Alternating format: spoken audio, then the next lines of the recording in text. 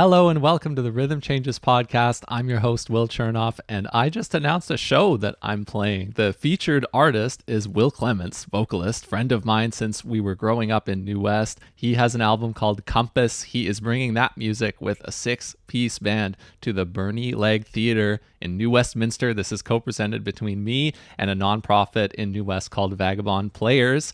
Tickets are on sale now through the link in the description to hear me play with Will Clements and the music of his album Compass. We would love to see you there. All right, this was one I had on my list for a long time, a guest who I've heard play so many times, who I feel like I know a bit, but it still had the flair of a first meeting. I know now that he is also an avid pod consumer, and so he was very excited to be on a podcast, and you could tell as we got into it that we really settled in, we got comfy, and we made it a real wide-ranging, fun conversation. So with that, here we go.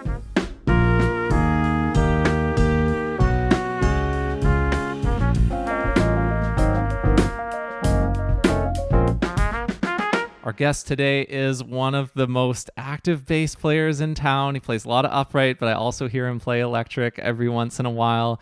He makes a mean eggs in the morning. He is one of the only people who has logged more kilometers on the transit system with an upright bass than me. So please welcome to the Rhythm Changes podcast, Wynston Minckler. Hi, how's it going? I'm doing great. How are you? Doing great, yeah. It's been a really nice, slow morning. Yeah, and it's basically a summer morning, even though we're here in April. So it's I know, pretty the weather's crazy. amazing. Yeah. Yeah. And thank you for hosting me. This is an on-location one, so Yeah. I appreciate that. In my living room. Do you like all my knickknacks? Yeah, knickknacks, instruments, Yeah. audio equipment. You got a Yeah. piano. Yeah. Got So a piano. It's all good stuff. Yeah. Yeah. So what kind of week did you just have? You're also probably one of the people who has played on the gig list, whose name appears on the list probably more than almost anybody else I can think of, except for maybe a few people who you play with. But did you play much over the past week or two? This past week was a bit slower because I had family visiting. But I played... Yeah, I mean, I played a fun one. I always have to check my phone.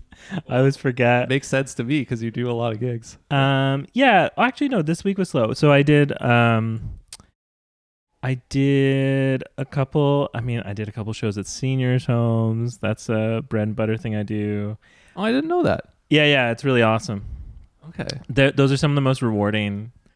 Honestly, it's like the seniors gigs are actually some of the most rewarding ones because people come up and they're like, thank you so much. Like, this brings back so many good memories. So when you do that, what is the configuration? Who are you doing that with? A rotating cast of people, or what's it like? No, that's like Alan Matheson's gig. Oh.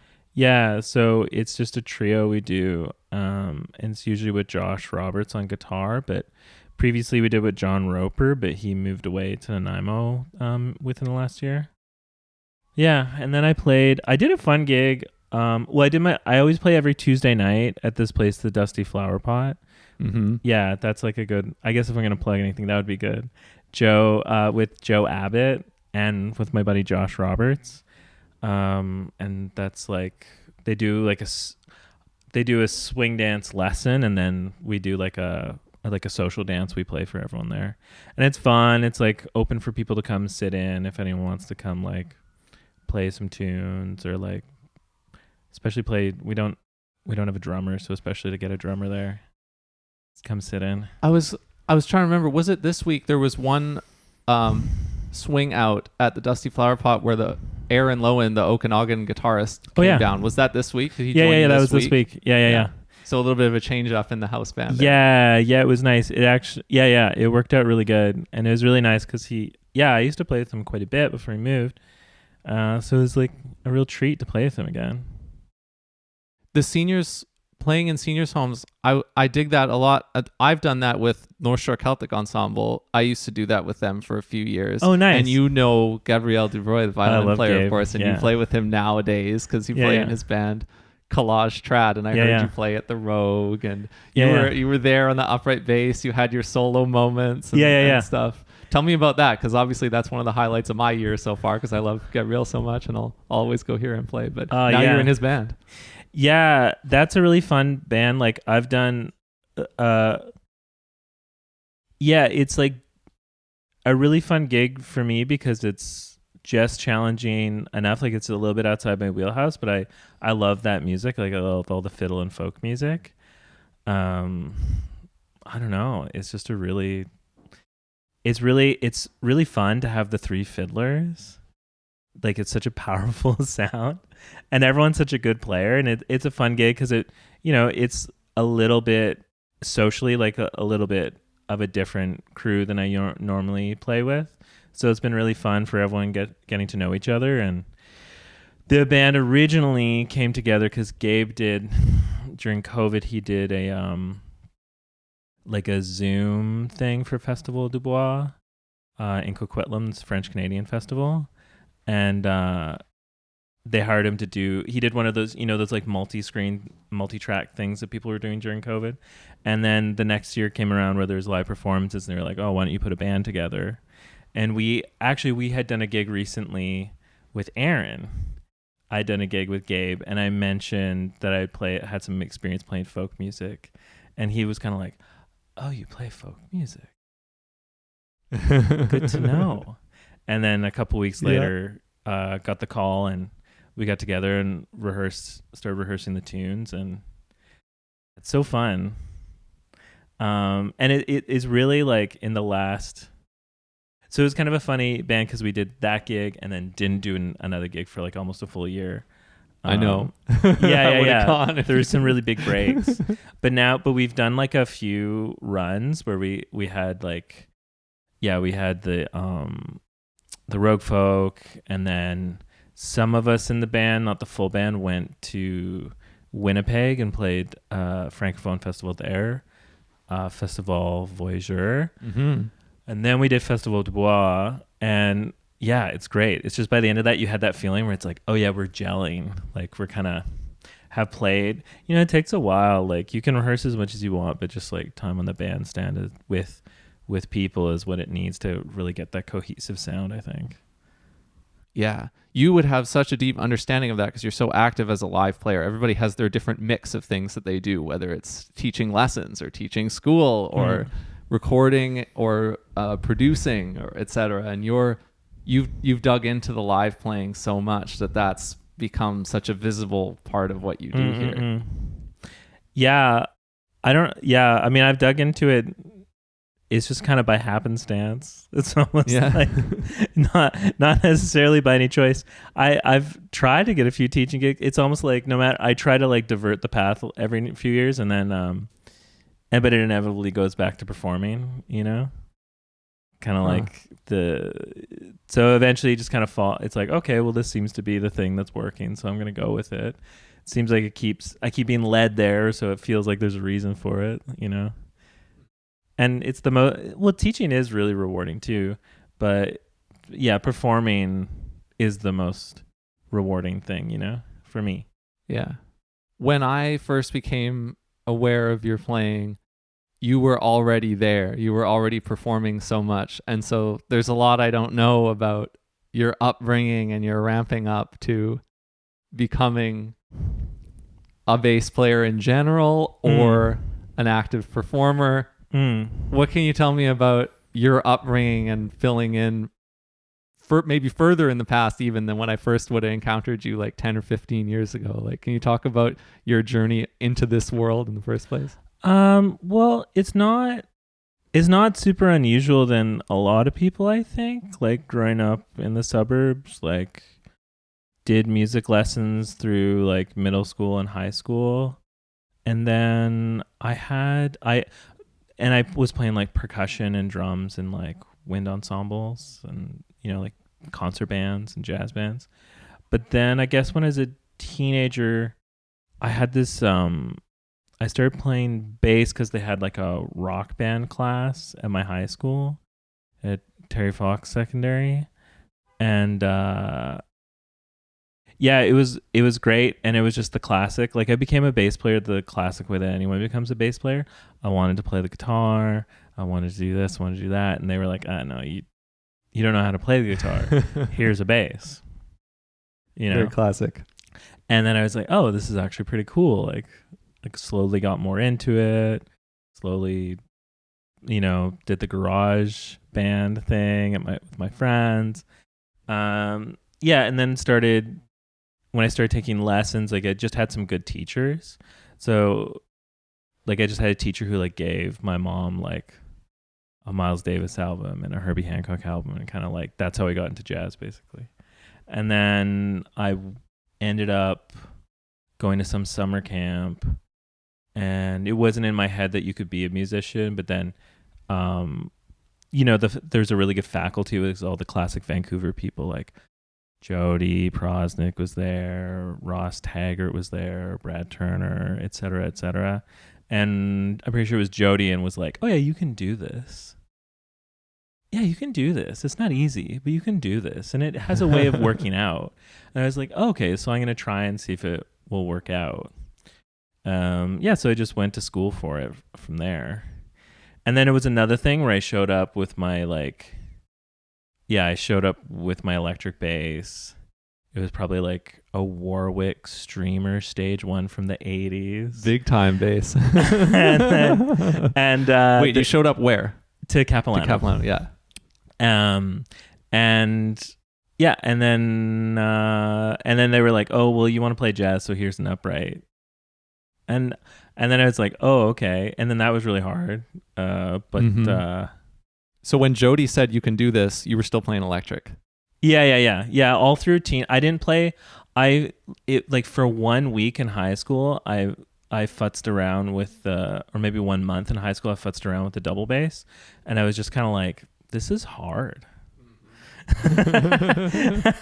Yep. It's like, this is hard. It's like so like not an ergonomic instrument in any way, and then go to Capilano, and then it was like, it's like you go to high school and you're like, I want to play guitar, and they're like, you're going to play bass.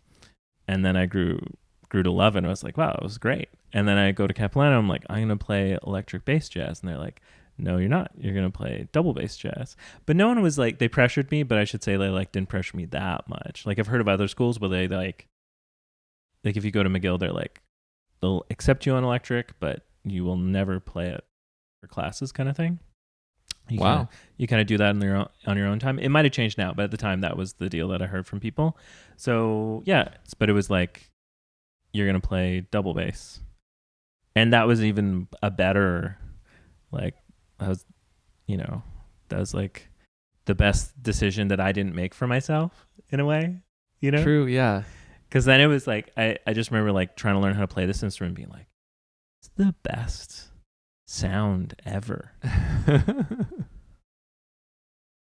So who told you to play it? Was you don't have to name the person if you want, but was it a specific person? Was it a bunch of people at Cap? How did that come on to you? How did that prescription come to you? Oh, I think it was just like kind of from every direction, right? Because I was interested in like swinging acoustic jazz, from the 50s and 60s at that time. That was what I was into. So it was like, well, it doesn't really make sense. So it's not like there's a severe amount of pressure or anything, but it was like from the other students, from the teachers, like everyone's just like, yeah, you should probably like play upright. Because it makes sense if that's what you want to play, right? Yeah. And so I did the cheater thing also. Like I auditioned on electric and then did my private lessons. And so it's like a really interesting experience. Like I don't know I mean, you might have had this too, because did you play upright before you did your degree? Yes, I did. Oh, and you did? Like you and other bass players, Jody put the bass in my hand. Even if she didn't put the upright in your hand, it's been a theme lately on this podcast where we've all been inspired by her at the beginning. So But Jody literally put the bass in my hands, the upright bass. Nice. Yeah. Nice. I just I think I was just thinking about it the other day where it's like, oh wow, that's kind of like a unique thing for this instrument, the way people like play electric and then go to double bass. Because I was like learning about whatever in theory classes and ear training classes, learning like all these tunes, like all this increasingly complex harmony and how to play and all this. But in my practice time, I was just like, okay, let's find G flat today, not the scale. Yeah. Just the note. In tune. You know? It's hard. Like you said. So basically I spent my whole time. Yeah, I spent the whole time there practicing scales in the bass storage closet. The bass room at Capilano University for building. I invented that. What? You know how people practice in the bass storage room? Okay. Did that happen when you were there? I was only there for 1 year. Okay. I don't know, maybe. I mean, I don't think I ever practiced in there. This is a great space. The 90% chance that you listening have never seen it, probably. Although a lot of bass players from Cap would have listened, but my visceral memory of it being a long, dark corridor of a space with maybe about 10 stalls for upright basses to be slotted into on each side, right? Yeah. I remember I would put my bass down at the far left end where there was a spot, and I would see Eli Davidovici's notes of whatever he was transcribing because he was next to me. Oh, that's cool. That's cool. Yeah, I was just saying I take credit for, like, when I was there, I was like, because there, you know, there's never enough time to practice, and you never get enough time in those practice rooms. So everyone was always trying to be creative and find a place to practice, right? So I remember when I was there was this really good trumpet player who would go out into the forest and practice. You'd hear like secret rumors of hidden pianos. They'd be like, oh yeah, I know this piano. And they would sneak into the top floor of the library where choirs would rehearse and like practice that piano. And you'd be trying to find like a stairwell somewhere, you know? So eventually I was like, oh, the bass storage room, I should just practice here. And then I started doing that. And then it became like a thing where there was like 4 or 5 of us who were like kind of like, it was a friendly competition, but trying to like race, you know, there's this kind of like informal, like whoever got there first. And, you know, you'd kind of like practice for a couple hours and then go to a class and you'd be like, oh, I'll put the bass, you know, I'd be like, oh, when are you leaving? And, oh, I'm going to leave at like 2, or, you know, that kind of thing. Like you'd work out with each other, but it was also like an informal race to see who could get to the room the earliest to practice, kind of secure the spot. Huh. Yeah, I didn't know about that angle of it. That's very handy. That's an off the books area that the bass players would share. Yeah. I don't think it was as big of a deal in my brief time there because I don't think there were as many bass players maybe just on the whole in the program. Just wasn't the right position of the thing moving through the python's belly. Right. It just wasn't as much of an issue maybe. Yeah. Who were those other bass players who were your contemporaries while you were at Cap? Who were some of the people who you were there with, or any instrument really, but you mentioned all bass players? Well, when I was there, so bass players, when I was there, so I remember the players like towards the end that I really looked up to, like Derek DiFilippo was playing. He was still playing a lot of upright then too. Hey, like he's so known to be an electric guy, and he's a great electric player. But he was a really good upright player, and he was playing like in the big band. And so I remember he like showed me a few ways to play Donna Lee on the upright. He was like, oh, just showed me some fingerings or whatever that he was working on. And I don't think he was actually very far into the program, but he's just really advanced for his age. Like James Meager was there. So yeah, him. And then there's another guy who plays both electric and upright at a very high level. Yeah. Yes. And well, yeah, Eli was there at the same time. Eli Davidovici. You were there too. Yeah, maybe I showed up right towards the end of that time period. Yeah. Yeah. And you play mostly electric now, but you were a really good upright player, I remember. Thanks. I did play upright then. These days I don't really. Yeah, it's true. Yeah. Yeah, it's funny. It was so long ago. And then other instruments, like there were lots of guitar players. Always. Yeah. Well, Chris Fraser was there. Yeah, Chris was there. Yeah, oh, that's a fun anecdote. Chris and I have a connection through my dad. Have you heard about this? I You want you to nodded. tell it. I can't remember if he told it on his episode of the show or not, but I want you to tell it too, regardless. Okay, so my dad was like, I was in my first year, I think, and my dad was like, he was a career counselor at a high school in Surrey, and Chris was one of the students there, and he told me he would occasionally mention him too before he directly asked me about this thing, but he'd be like, oh, he's like, oh yeah, we got this guitar player who played at the assembly. He sounded really good. Like he's really coming along. He sounds awesome.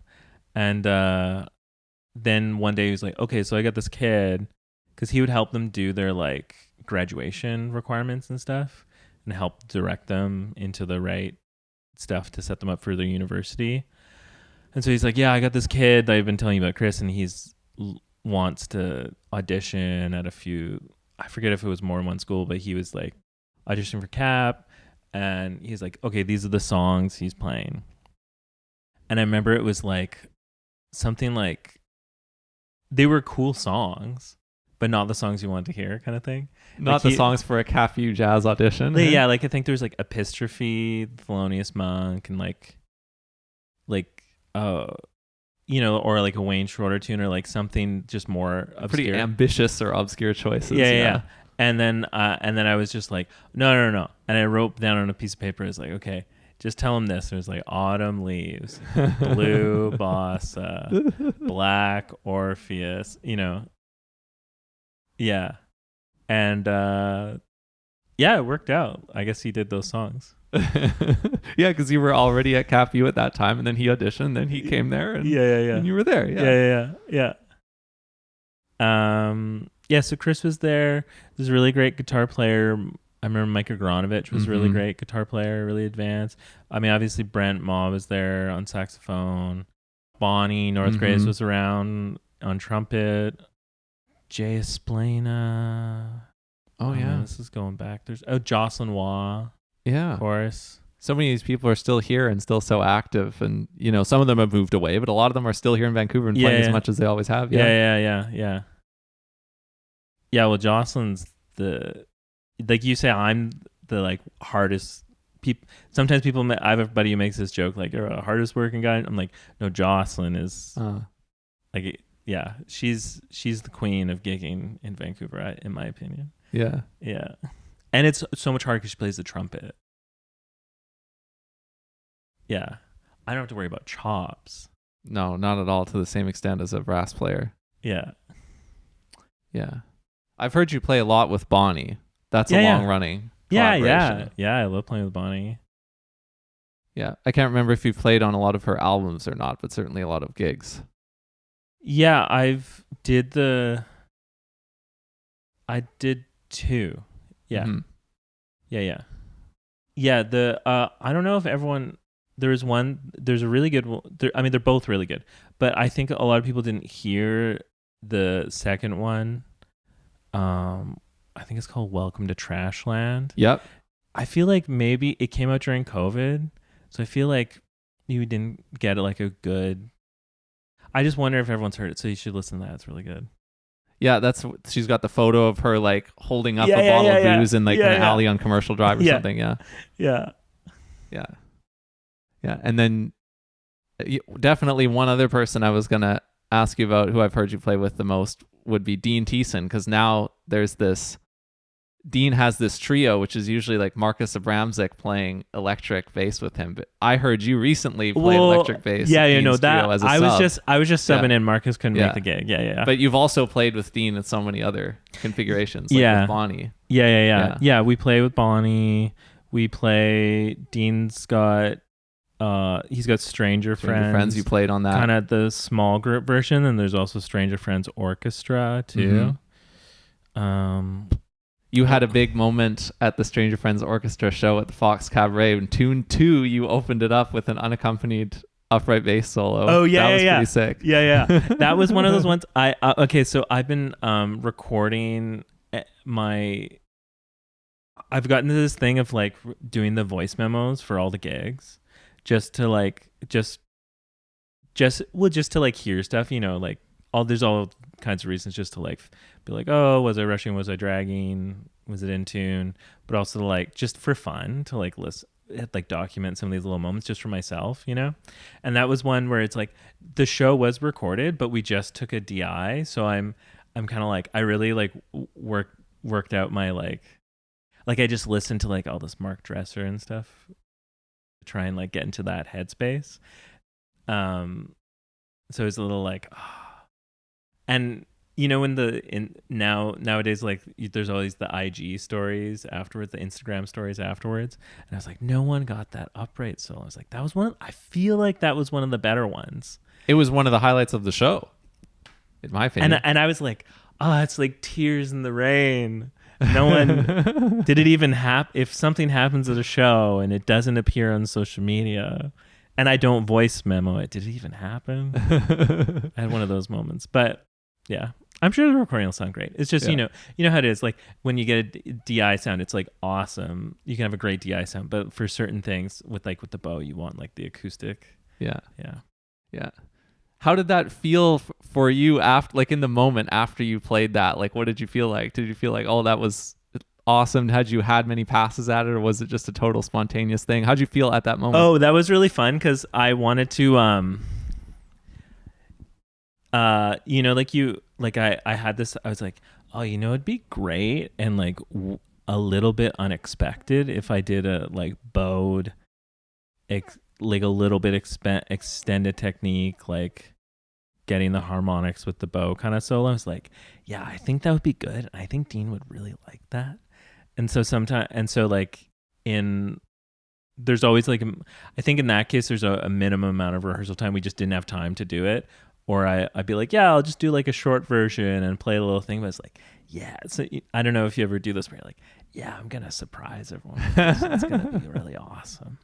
And then I remember I played the first couple notes and I like saw Dean and he was like, yeah, like, yes, it worked. And then the challenge with those, right, is like you have your like improv brain and then you have to like switch reading notated parts or whatever. So I was like really feeling it and really in it. And then you like have to, there's like a moment of stress where you're like, you do that brain switch where you're like, okay, now I'm reading notated music. Yeah. And I'm playing unison with the piano player. So here's a mistake. You got that intonation. Yeah. I mean, it's a big band, so you got some cushion. That's for sure. But yeah, that was an amazing show that you had a big role in. So I really enjoyed that. I feel like everyone had that was a great show. It's got to be, it'll be up there as one of the shows of the year when the year is over, no doubt. Yeah, everyone did so good. It was so fun to do those Joni Mitchell tunes too. That was like such an amazing like reimagining of those songs, There were a few things where it's like, oh yeah, do you know when you listen to like certain people rearrange a song and you're like, I would never think to do that. Yeah. And he downplayed it too when I interviewed him after the show. He was just kind of like, yeah, we had done these as like projects in a class at CAP, and so I just kind of dusted them off, and like he and Cindy had both done. Oh, really? He said this is on Rhythm Changes in text form, and I can't remember off the top of my head, but he said something like one of them was a project that I had done for class, and one of them was a project that Cindy had done for class, and so we just kind of dusted them off and put them into this band. Well, you know how sometimes it is like famously like the things that are the most, and this isn't always the case, but often the things that are the most off the cuff, writing wise, or even performing wise, but definitely writing wise, are the things that resonate the most with people somehow. Mm-hmm. It's so funny. Like it's all part of it. Like you have to like really like put a lot of time into other things too. But sometimes there's just those like, oh yeah, we'll just do this. Yeah, maybe this is getting more abstract, I guess, but one of the things that make it's hard for us to think about is that the input doesn't equal the output. Like you could work really hard at something and it could like not turn out very well, or not. It could, not that it would turn out bad, but you could work really hard and spend a lot of time, put a lot of input into something, and it might not have even close to the impact of just some random thing that you just tossed out there once in a while. Like you can't predict. Yeah. And I think at the same time too, it's like all one. You can do the next meta thing where it's all one process too. So you have to get to that thing that you're like off the cuff, that maybe you're even, maybe some people are even like kind of like mad that like, why is this the thing, that everyone likes, versus the thing you like bled and sweat over. But I think you have to do both of those types of things. You know what I mean? You have to like really do the hard work, grindy stuff to get to that next thing that you're like, oh, whatever. Okay. Because it's all part of your development as a composer and a musician, right? Yeah. I want to see if we can stay on this for one more leg, and you can take time to think too. But I would love to know if you have an example of each of those category of things for yourself, like something that you just dashed off and it turned out amazing, and something that you worked really hard on. And like you said, this is all part of one big process. I'm curious if you have an example of two different points on that spectrum of something that you've done or that you've been a part of. Question. I don't know what this means, but I'm having trouble thinking of the like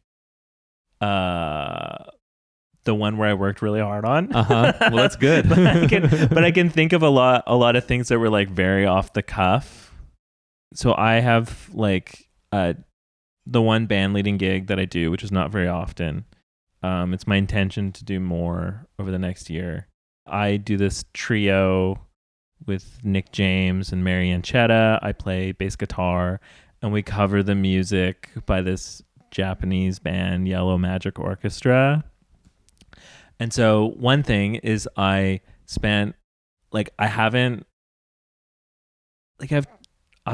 transcribed solos and bass lines and stuff, but I've never done that big of a project transcribing whole tunes. And it took so fucking long because sometimes you just have like, it's really sophisticated music sometimes, even though it just has this like fun synth tropical sound to it. Especially they'll have these little B sections where they jam in like a chord every bar kind of thing, but all you might have is the melody, the bass line, and a synth, 2-note synth part like panned to the hard right. You're trying to figure out these like sophisticated like Shostakovich or like Wayne Shorter-esque chords or something like that. So that took a lot of time, and it was awesome, and it was really well received. But I remember the last gig we did last winter, I was like, okay, we have a 2-set gig. There's not quite enough material to do it.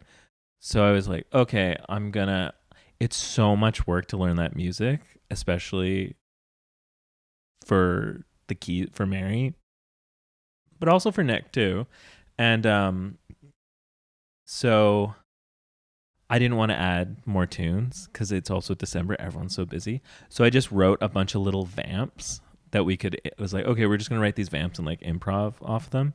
And that was the thing that after the show, there's a few people, that was the thing that was like, oh, what was that? Oh. And I was like, oh, that's just a vamp I wrote in 5 minutes. And we just we rehearsed them and played them for 2 seconds. Like, yeah, how about that? And probably the one that I thought was the worst. I was like, this is a little, I don't know. I did the thing where you like accidentally write in an odd meter, and I was like, oh man, I wrote something in 5. What a bummer. I just wanted it to be simple. But then we played it and I was like, oh, okay, it's simple enough. It's intuitive.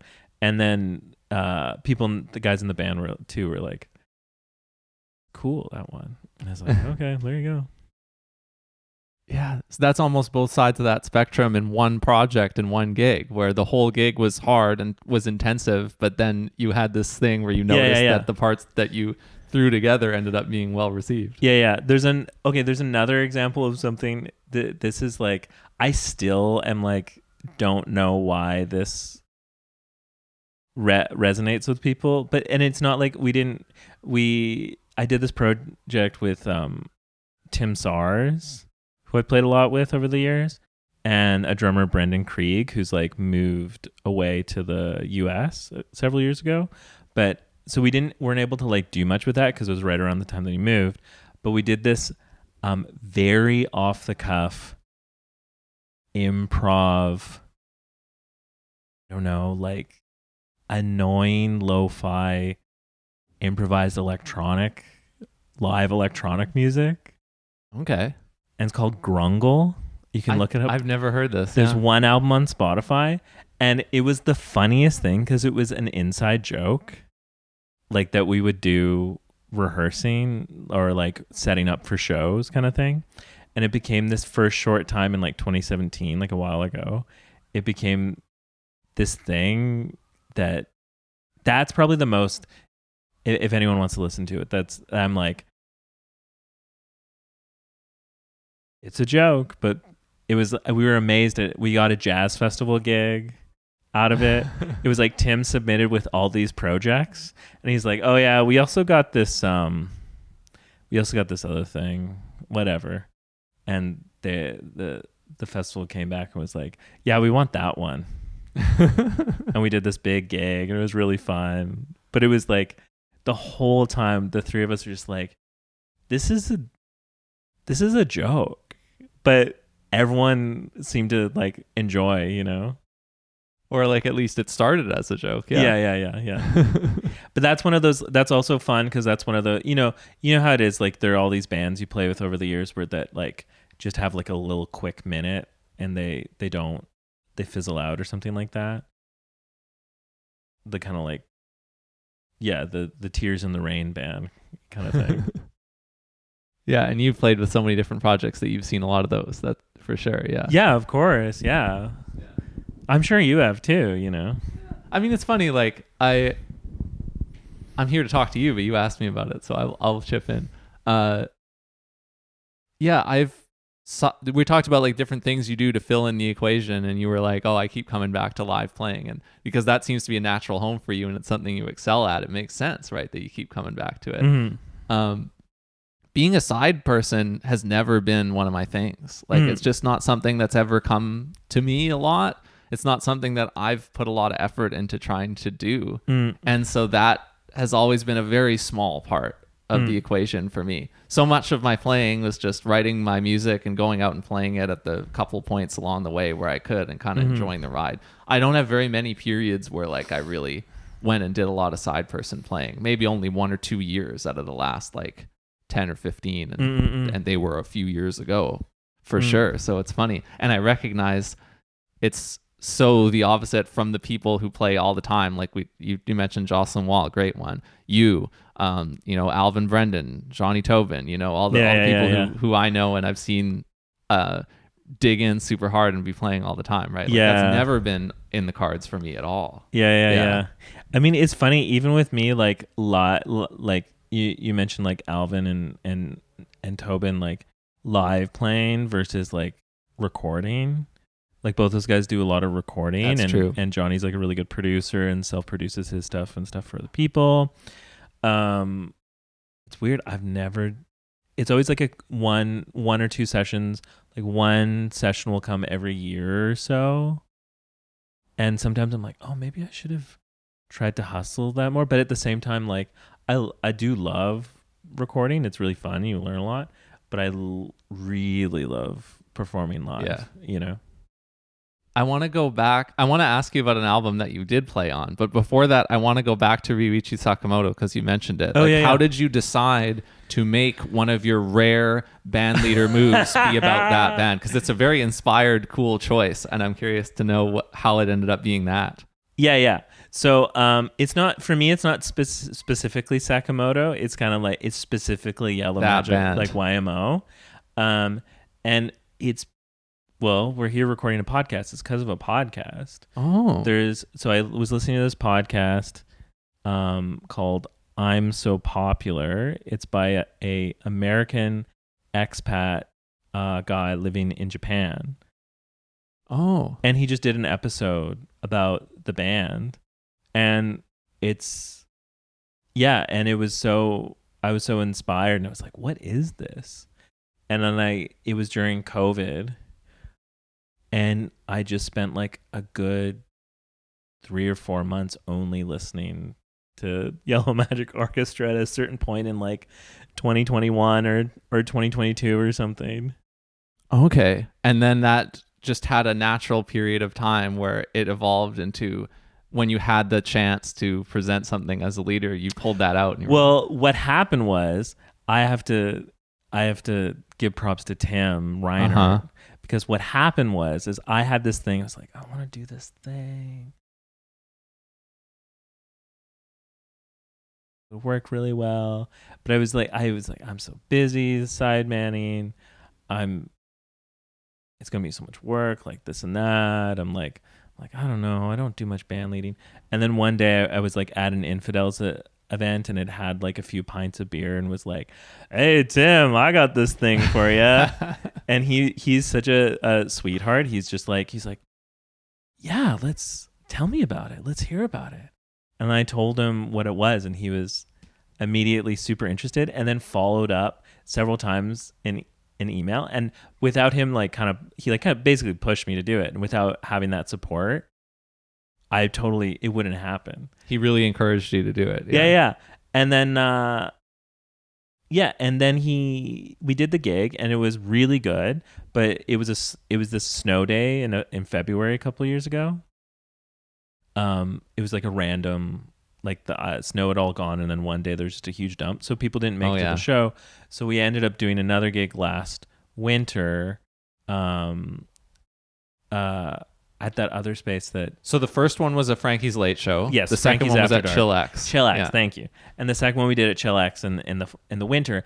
And again, he's such a sweetheart. It was like he remembered, like, oh yeah, you got snowed out that day, so I want to offer you like another date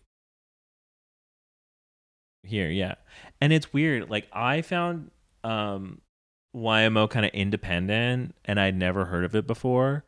But around the time that I got into it, I was like, there's all this interest in his music, because Tim has presented other events where they're doing Ryuichi Sakamoto, and I've seen other events where they're doing this, like even more, they're doing like they called a lot of that genre like city pop. Yep. And so there's this whole interest in like that genre of music in Vancouver right now that I'm totally surprised by, because I just didn't know anything about it before, and I kind of find it on my own through the internet. Yeah. And of course, like it has to do with Sakamoto passing away. Yep. It was weird. It was really crazy when I did the gig. Like the drummer Takahashi had passed away that week, in a week of doing the gig, and we were at Frankie's at After Dark, and there was someone working in the kitchen who was from Japan, and she started like FaceTiming her friends back in Japan, being like, "What's going on? These Canadians are course playing they would have this known music." in advance that they were taught to think about. Yeah. And it was really fun, because here, like there, that band is as popular as like, I think maybe like the Beatles or like David Bowie or something like that.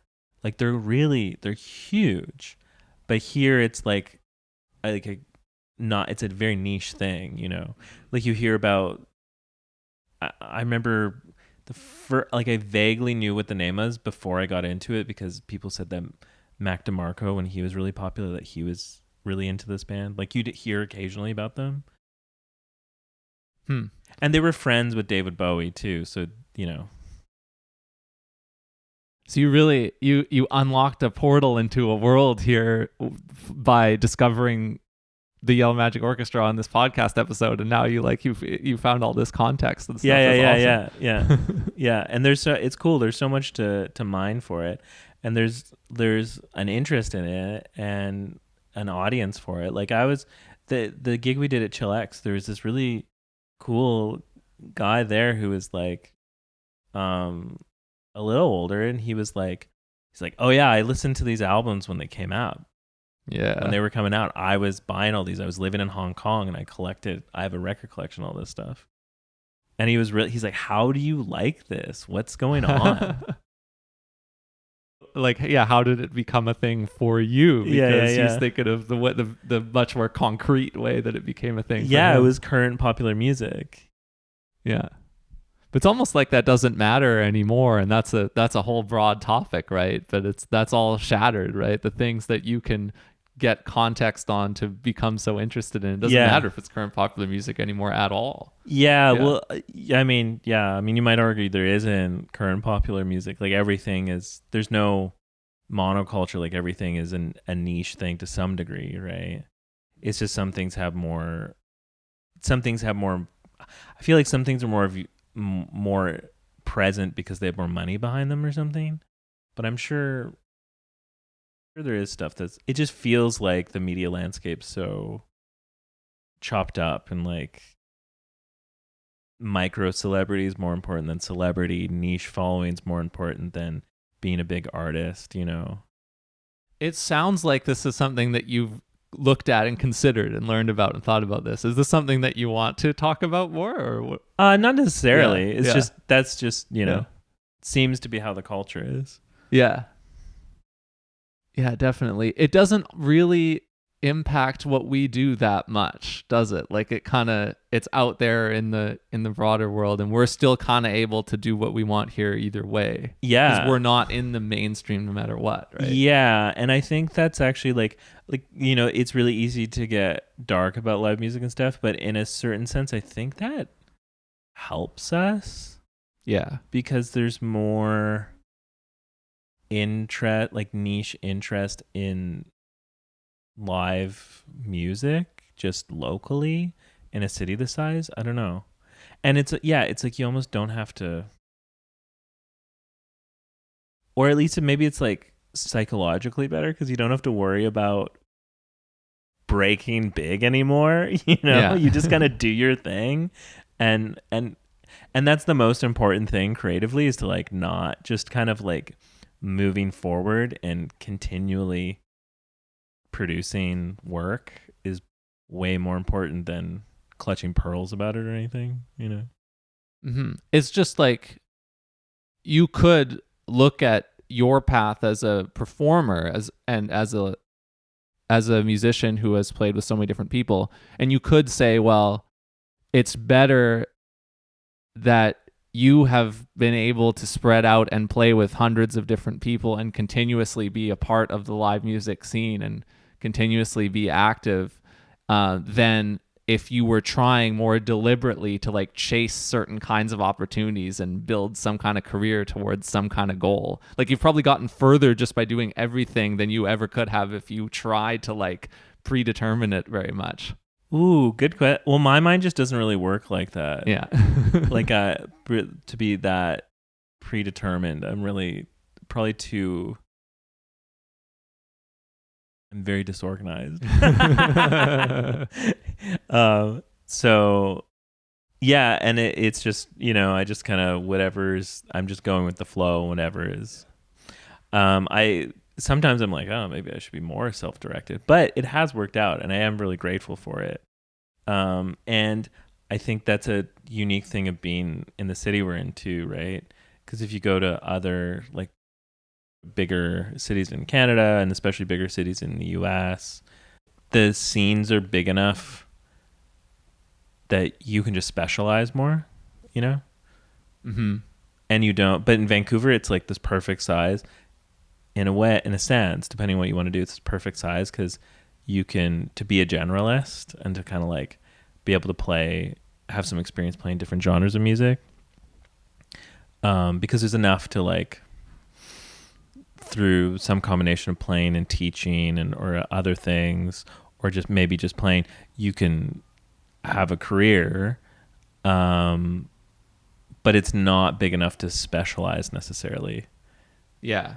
Not too narrowly, for sure. Yeah. But I kind of love that personally. Yeah. Some people don't like it, but I love it because it's it's a unique experience that we get here as performers that you wouldn't get if we were in, Toronto, New York, Chicago. Yeah. Whatever. Yeah.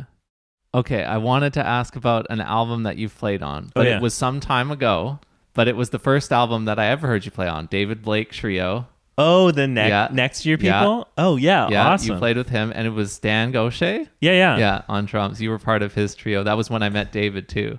Yeah. What did you want to ask about? Anything particular? Just take me back. I was 18 at that time, so there's a lot I didn't know. But what were you up to at that time? What was happening? Well, I think that was around, like, I was only a year or two out of, I think it was 2014. Is that right? Like that, yeah. So I was only a year or two out of school and was just kind of finding my way. And it was really cool that David was doing this album, and then he asked me to play, because back when we were talking about people who were up and coming, he was there. Like, David was a huge thing, was like a big part of my development, because I played a lot of those songs. Well, no, not necessarily those songs specifically, but he's always been a really prolific writer, right? Mm-hmm. He's the guy who's just always chipped away at it, always just like produced work, and he probably has like a drawer full of tunes. He's like a whole drawer's worth that haven't been performed or been performed once or twice. And so he would all, you'd be kind of like doing your thing, and David would be in the hallway and be like, "Hey man, come in here," and we'd go like play some tunes, and they'd be like, "Okay, I got a new thing I wrote," and we would just read through these tunes he'd written. And so in a way, it was kind of, for me, I guess it was kind of this culmination of like that relationship that, where we were finally like recording these, like a different batch of tunes than we had played when we were students, but playing these tunes. So it was really fun to finally do that, and it was really cool for me that was documented. And it was cool to play with Dan, because Dan was one of those guys who when I was like 17, 18 and starting to see shows, I would always go hear him. Like, he was often performing, right? Because now he lives in Galliano, and he's not, he's featured big time at this year's Jazz Fest, which I'm looking forward to. That's good, because he's awesome. And and I think I don't remember the timing. He might have recorded that when he lived in Toronto for a bit and did a master's. I think that might have been around when he came back. I'm pretty sure you recorded it around 2012 or 13. Yeah. I think that was the timing, because I remember being like, "Yeah, he's back. I get to play with him." And it's funny. It was only like, you know how it is. Like, there's you're like ships in the night. Like, often, like, but he's a very active performer. I'm a very active performer, but we've only had that and the CD release and a couple other times that we've played together. But yeah, it was really fun to do that. And it was really cool for me to play with him when I was younger, and I'd seen him perform so much. Like, he had this, I used to go see a band called the October Trio. That you remember this? And Josh Cole on bass. Yeah. And then often Brad would play with him too. So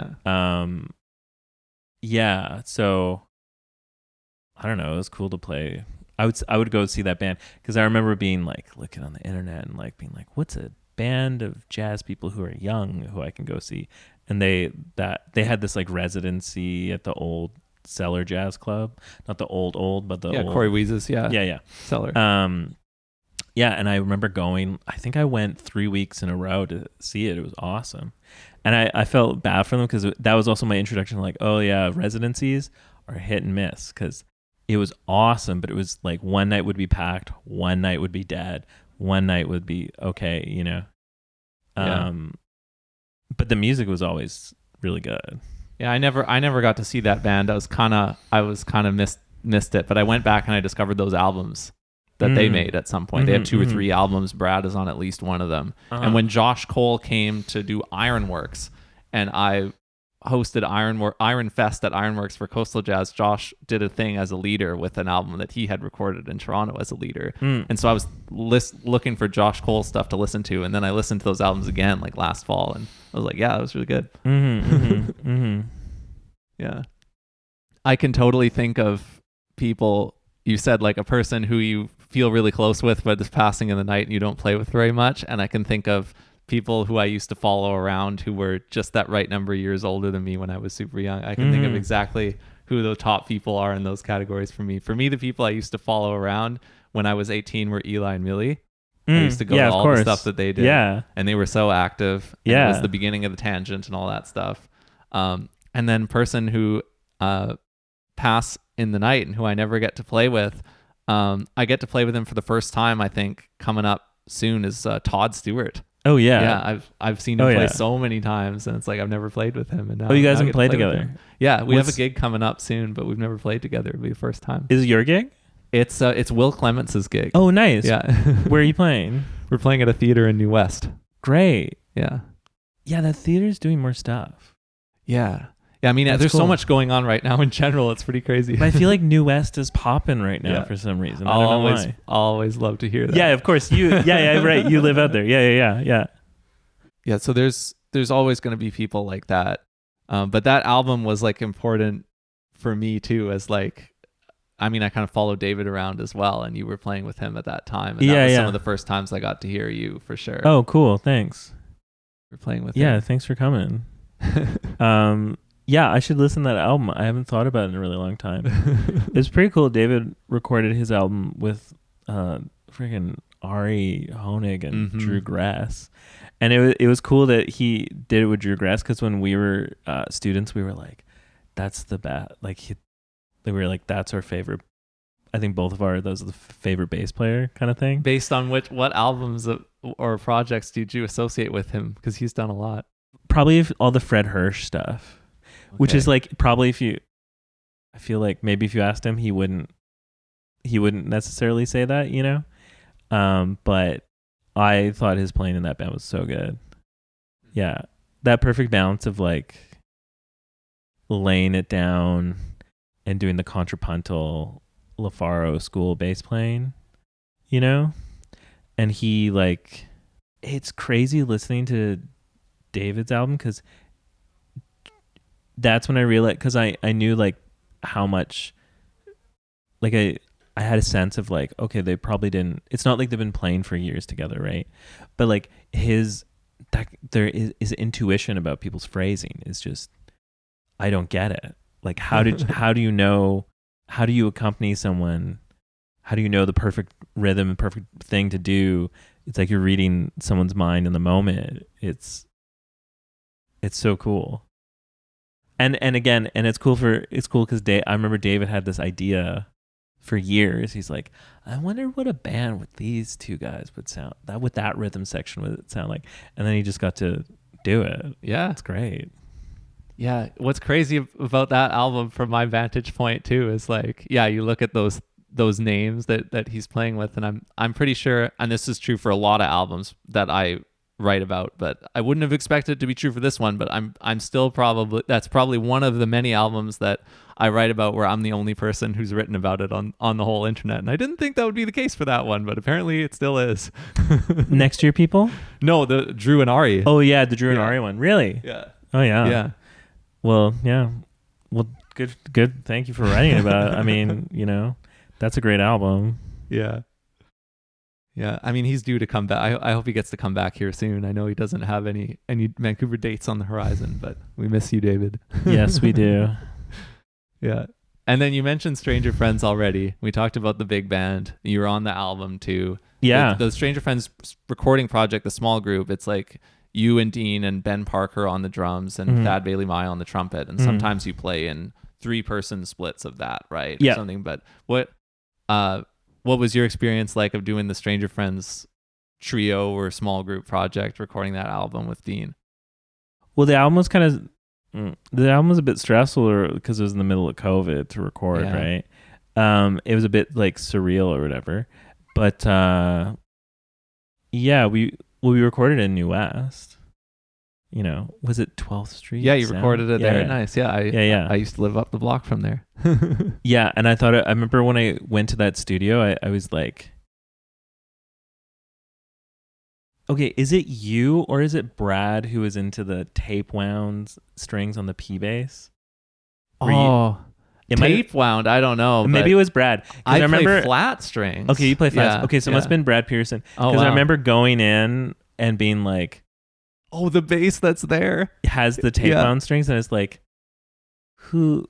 Okay, yeah, it must have been Brad. I was like, okay, Brad must have set this bass up and gave him this idea because he was into those at the time. Yeah, and lo and behold, it was. Yeah, I remember it was a really fun process, and that one was nice because it was lockdown time. Like, we had lots of time to rehearse, so that was cool, and not necessarily normal for a project like that. I'm trying to remember anything specifically to say about it. It was just like a really lovely experience. It was really fun to play that music. I was nervous that Brad was mixing it, you know, like, you know, like, oh, Brad's hearing all the tape, you know, but whatever. But then you're like, oh, whatever. No one cares. He doesn't really care. Yeah. And it, you know, we're kind of doing this thing too, where it's like, it's because it's during COVID times, I've like blocked it all out. Right. But not that it was a bad thing, but you know, that thing, like, everyone, you always forget what happened or whatever. Yeah. I feel like I'm out of the loop on that. I feel like maybe I feel like maybe I wouldn't say my answer would be a lot lower on the Family Feud board of how I would describe my experience with it. So I would hear more about that if you want to describe that feeling, because maybe I actually don't identify with it. But I don't know. I just read something where you're like, I read something recently where they're like, oh, like, historically speaking, there's a precedent where, like, after there's a pandemic of any kind, the public's memory, there's kind of like a mass cultural amnesia that happens to a certain extent. And I remember reading that being like, yeah, I feel that. Like, I think that whole time feels like a dreamscape or something. Huh. Yeah. You know, I remember doing the first, like, I feel like the first tour I did in, would it be 2022 or 2023? It was like, it's like, a whole other world open, you know. It's like, I'm like, okay, now I'm in a whole other dimension now. All that stuff was like, it's like it was Phoenix reborn. Huh. Yeah.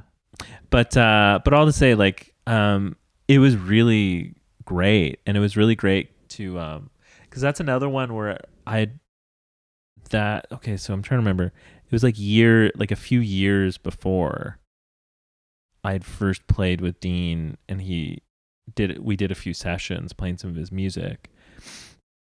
So it's always nice when there's like I don't know, those few years lead up where it's a different batch of tunes, but it's still like working with that same writer and like developing that relationship, and then finally getting to document it. Yeah. You know?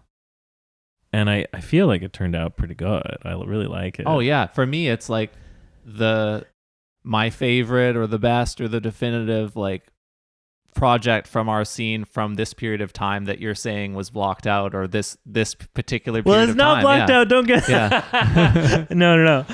It's not blocked out. It's just the you're like, what's that? What was that like? And I'm just like putting myself in. I'm like, remember myself in the booth, in the room, and then I'm like, well, what do I say about it other than it was really great and really lovely, and they're really fun, really well written, really fun tunes to play.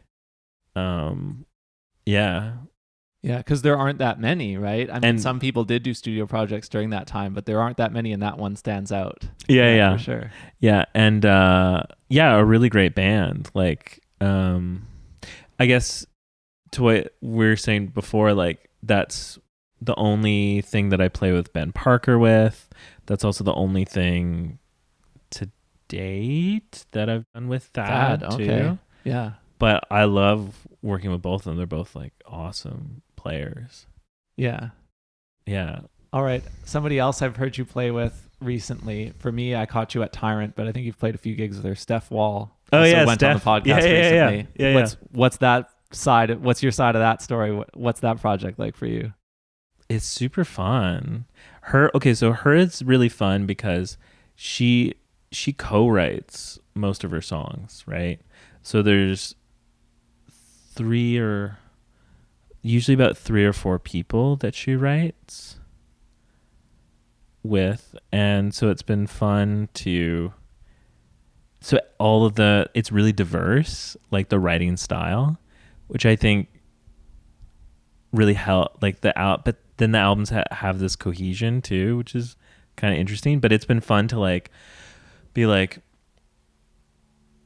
okay, this is what this co-write relationship sounds like, and you're like, okay, this is what this co-write relationship sounds like, and it's really fun that we do.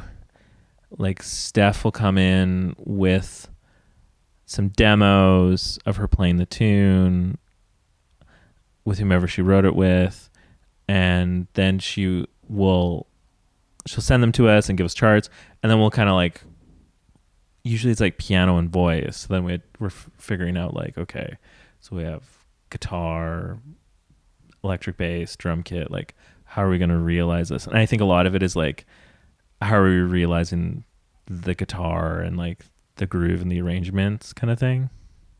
And it's really great working in that kind of way with the guitar player in that band, Stephen Necleva. Mm-hmm. Do you know Stephen? I don't know him personally. I've only heard him play with that group. Oh, yeah. you've only heard him play with Only, that yeah. group. Yeah. Oh, you gotta, yeah. So Steven's like a legend to me. Like he's on, I don't know which records, but he's like on some early Sarah McLachlan stuff. And he was with this band that I've also never heard recordings of, but this guy Ray Kondo, who's like a pretty legendary, like locally, and I think he had a pretty big tour, like cult touring following in the States, doing like Western swing and country music. And then Stephen also plays with Petunia and the Vipers, which is another band. Oh, right. Okay. Yeah. Another similar band, kind of like iconic Vancouver band, big cult following, both in Vancouver and in this. That band's carved out this like following in the States, this like kind of like cult niche following. And supposedly there's like photos, like people down in America know about like Stephen Necleva and Jimmy Roy. Okay. And he's like there are photos of them in some bars, So but he's like one of these guys who like, I love those guitar players who come in to a session and they're like, they're like, okay, these are my 3 ideas for the chorus. These are my 3, like we can try doing the verse like this, like this, like this. Like he really like prepared. Yeah, but like really creative. And he always, it's like every gig or 2, he'll do something that everyone in the band is like, whoa, what are you doing? We're just like, the guitar can make that sound. And he gets like kind of this like, he like looks at me, he has this like impish grin when he knows. Yeah, and working with Steph is great. She's a great lyricist and she's a really good singer. And with her, it's like the way, it's really cool, like the way she phrases some of her melodies. I'm like, you're just chipping away, learning the tunes. And you're digging in and you're just thinking like, okay, verse, chorus, these are the chords, blah, blah, blah, going through all of it. And then sometimes I like sit back and listen to the phrasing of the melody and I'm like, what the fuck? Who think this is so cool? Who thinks of a melody like this? Yeah. She talked about the co-writer thing, which she shared on her episode, how she's like plays by ear. Like she's an ear person, and that's a big part of why she does it that way. Yeah. I guess. Yeah, it's because she works with somebody who can do the nuts and bolts of that side of thing. And like I know Noah French Nolan is like one of the co-writers, which is so cool. Yeah. The Noah tunes are fun. Yeah. Yeah, those are ones though where he he's like such a virtuosic piano player, and he's always got these like left hand bass part. Like you're always like trying to like pick out when you get the demo, like okay, I'll grab some of these bass ideas. But it's also like the way his voicings and stuff. There's always a lot of like Steven has to like kind of go back to the drawing board and be like, okay, how do I harmonize? How do I recreate this voicing on the guitar kind of thing, that and have the like intended effect? Or sometimes it's kind of like, okay, how do I do something different but works too, that has a different effect but is still in the spirit of that? Yeah Arranging's top, yeah. And it's like arranging is like a task you have to do even if you're playing. Like you were talking about how he does it. It's how Steven comes in, he has multiple ideas for different sections, and he's trying to figure out what he's going to do. That's like a form of arranging in and of itself. So that's the fun thing, is like we go kind of like figure out some ideas on our own, then we come together and like see what, throw paint at the canvas and see what sticks. What's your tendency on that sort of thing? Are you like that? Do you come up with a bunch of different ideas, or do you wait and see in the room and react to what you hear? Or where's your position in how you deal with that usually? Because I'm sure it's different in a lot of different things. It goes either way. Again, one of the things that's cool, why I learn a lot working with Steven, is because I'm much more conservative with that stuff, where I'm like, okay, what is the piano? Okay, where are some bass lines in what's happening? Like, I try to just find find kind of a quasi clave idea to lock onto that fits with the melody, and then build something from there. Yeah, but I watched this like really long, it's not really long. I watched this like kind of documentary interview thing with Carol Kay recently. Oh, is that the one where she talks about like making the metronome groove or swing or something like that? That's part of it, yeah. And there's those clips, but you got to watch the whole thing. It's like an hour and a half long. Yeah, I've never watched the whole thing. Oh man, it's so good. Because she's like, yeah, so we came up with, Sonny and Cher came in with this song, and they're like, oh, one chord, this is a dud. And she's like, yeah, and so my third idea was this, and it's the bass line to the tune. But then when she play it, it's so cool to watch someone talk about it, and she picks up a bass or guitar and plays something, and it's like the thing, and the time is so deadly. And there's one where she they try and impromptu, I think, go to one of the studios unannounced to she wants to show them around or something, and they don't let her into the studio, and they don't know who she is. Oh. And she's like, yeah, I'm Carol Kay. I've made a lot of money for this studio. And they don't let her in. She's like, oh, I don't know. We're the ones who made all the money for them. I don't know, whatever they're doing today, I'm sure it's fine. She just really owns her success and her contributions. And I'm like, oh, but I think that's an area of growth for me, I guess I would say, is being more of a parts guy, really the contributions that you're making, putting yourself a little bit further forward than you might naturally I think so. want to do. Yeah, I've been leaning more into that because that's such a part of pop bass playing, right? Yeah, sometimes you have a lot of space to do stuff like that, and then sometimes if you're playing swinging jazz, maybe you don't, or other styles, maybe you don't, but yeah, a lot of the times you do. Yeah, but I mean, it's sometimes you think you're just playing a part. You're like, oh, I'm just playing a generic thing. And then you hear back the record and you're like, oh, they mixed that really high. Oh, cool. Somebody dug it. Yeah.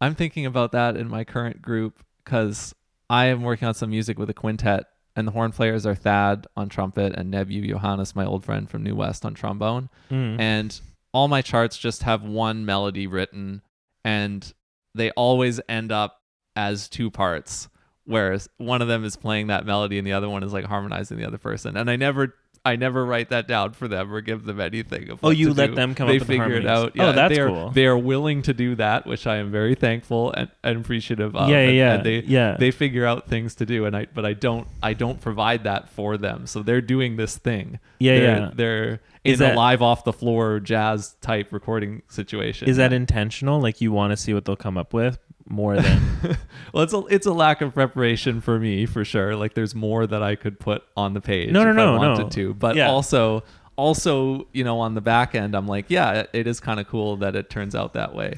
Well, because it's like, we play bass, like there's never anything written for us. Yeah, the worst is when you get the chart and it says Latin, right? Where you're like, oh nice. It's like, okay. A whole like 50, probably hundreds of different music culture traditions. Yeah, I'm gonna need some more info here. I'm gonna need to see how this goes. But at the same time, you don't. Yeah. Like it's funny. You play. You have no information as a player when you're like reading a chart down for the first time. A lot. You play them. Sometimes you go to the piano and play the melody, and you're like, okay, what's going on here? But it's kind of nice that horn players get to have that. I get why a rhythm section player, I guess what I'm trying to say is get why a rhythm section player would be like, yeah, you guys come up with the harmony. Because oftentimes people are like, to the bass player, like, well, you come up with the bass line. You're going to come up with something better than I would anyways. That's a great point. Which I think is sometimes I feel like, oh, this is a very generous thing for you to me. I'm like, oh, this is a very generous thing to think. But it's like, well, I feel like I would do that.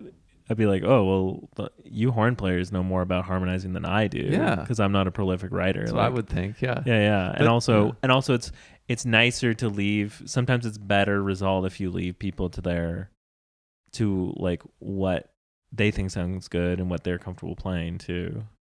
Yeah. If you have the time to do that, right? To rehearse and you have the right people who can do that. Yeah. I guess, and I don't need the answer right now, but I haven't decided what to do next after that. Like I've done that live where I've ended up creating the space for them to do that live, and I've done it in the studio now once, where we have some recordings that we made together where they've done that. But now, and I guess it's up to me. Like, for let's say these two tunes that they did that on in the studio, do I codify those parts that they made up now, and do I make them the parts, and do I want them to play those parts now, and do I make those part of the tune, or do I not? Do I still leave it as one thing and then see what happens next time? I don't know. Yeah, those are good. I don't know. Those are decisions. Yeah. That's why sometimes learning songs, like the more pop thing where you have to learn songs from recordings and make your own charts or whatever, that's why that sometimes is more fun and creative, because you as a player you have to make those decisions yourself, and it's a fun game. Is like, okay, what's the important parts of these bass lines and what can I just riff off of? This is what you were doing when you were working through the Yellow Magic Orchestra stuff, right? Yes. Yeah. Yes. It's like picking out, okay, what's important. Yeah. Well, with that stuff too, there's so many recordings of it. Like I worked off of this one specifically. There's this one live album that I think it's just like, it's called Public Pressure. It's like a live, I think it was 78 released kind of thing in 1978. And that was my kind of, again, like, okay, this is my template for like what this could sound like.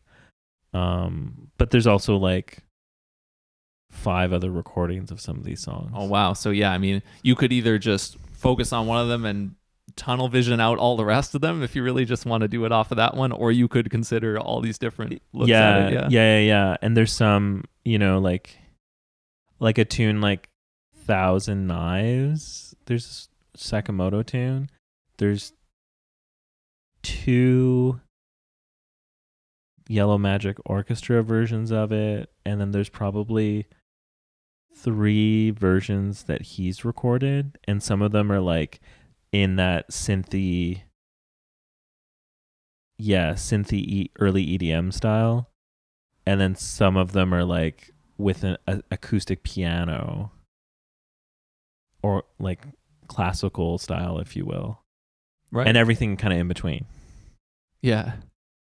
Yeah, and now I'm thinking too, like, yeah, we were talking about it from the perspective of like, what do you do on your own instrument? But yeah, of course, when you were the leader and you put together that project, you had to think about it for all three of you. You had to think about it for Mary and for Nick as well. And what's going to make sense as a trio versus, you know, because you don't want to leave them complete. You don't want to tell them like, oh, you got to go listen to the recordings and figure it out. Like, that's not the point. You're setting them up. No, to do like something. Mary said the charts were, she was like, good charts. And that I was like, okay, thank God. I did my best. This is how, you know, like writing charts, you're always like, you want to keep them short. You don't want to give someone 5 pages unless you have to, but sometimes you give them the 2-page chart and the roadmap is, you know, insane and people get lost, or like, you're like, how much information do people need? How little information do they need?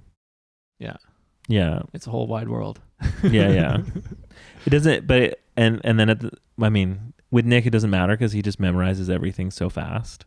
Okay. I don't know if you've worked with him, but no. Yeah. He's, I don't know anyone else. I mean, people will say it's easier on the drums, but it's still like, I don't know that it's easier on the drums. Yeah. Oh yeah. He like listens to it in the car and then like shows up to rehearsal and is singing the harmonies and. Wow.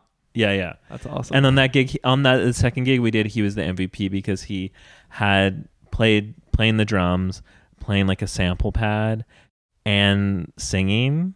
Wow. And there's one tune where there's like a call and response thing and he's singing the part and triggering the response to it. Oh wow. It was I will just love that we did that because it was also just so funny to me that he's doing that. But he went and, you know, and he's really went above and beyond. Like he went into the tunes and like managed to get the samples of just the vocal part out too and program it into his pad. Oh, that's so sick. What a great trio. I know. All three of you. I know. I gotta actually run it back. I know. I gotta book something again. Yeah.